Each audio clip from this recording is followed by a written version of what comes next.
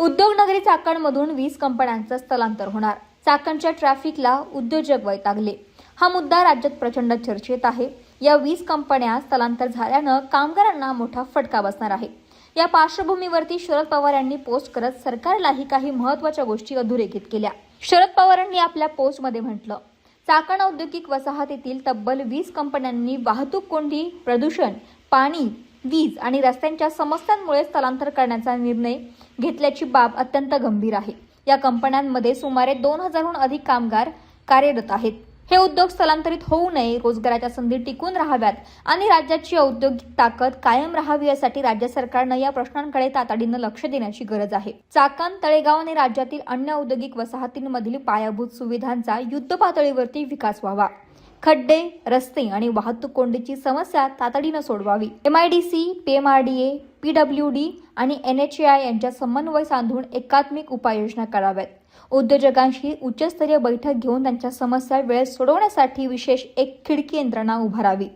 तसंच संसदेच्या पावसाळी अधिवेशनादरम्यान संसदेतील आमचे सहकारी खासदार श्री राजाभाऊ वाजे यांनी राज्याच्या औद्योगिक धोरणासंबंधित उपस्थित केलेल्या प्रश्नाला उत्तर देताना केंद्रीय कॉर्पोरेट व्यवहार राज्यमंत्री हर्ष मल्होत्रा यांनी संसदेमध्ये माहिती दिली की गेल्या 5 वर्षात महाराष्ट्रातील तब्बल 36,211 खासगी कंपन्या बंद झाल्या आहेत. मात्र या कंपन्या बंद झाल्यानंतर किती जणांच्या नोकऱ्या गेल्या आणि त्यांना पुरेसा मोबदला मिळाला का याची माहिती मात्र सरकार दरबारी उपलब्ध नाही. हे अत्यंत धोकादायक आहे. महाराष्ट्र नेहमी उद्योगस्नेही राज्य राहिलं आहे. त्यामुळे पायाभूत सुविधांच्या अभावामुळे उद्योजकांचं स्थलांतर होणं किंवा ते बंद होणं आपल्या राज्यासाठी भूषणावह निश्चितच नाही. सरकार कोणत्याही विचारांचं असो, औद्योगिकदृष्ट्या उन्नत महाराष्ट्र हा स्वर्गीय यशवंतराव चव्हाणांनी आपल्याला दिलेला वारसा राज्यकर्त्यांनी टिकवावा अशी अपेक्षा महाराष्ट्र ठेवत असेल तर त्यात काही वावगं नाही, असं पवारांनी आपल्या पोस्टमध्ये म्हटलं.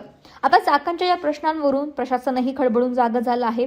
अधिकारी, स्थानिकांनी व्यापाऱ्यांची भेट घेतली आहे. उद्योजक मंत्री उदय सामंत हे देखील चाकणचा दौरा करणार आहे. त्यामुळे आता या समस्येवरती काय तोडगा निघतोय हे पाहावं लागेल. महाराष्ट्रातील सर्व बातम्यांचे विश्वासार्ह व्यासपीठ.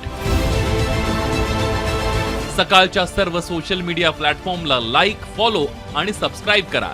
तसंच सर्व नोटिफिकेशनसाठी बेल आयकॉन प्रेस करायला विसरू नका.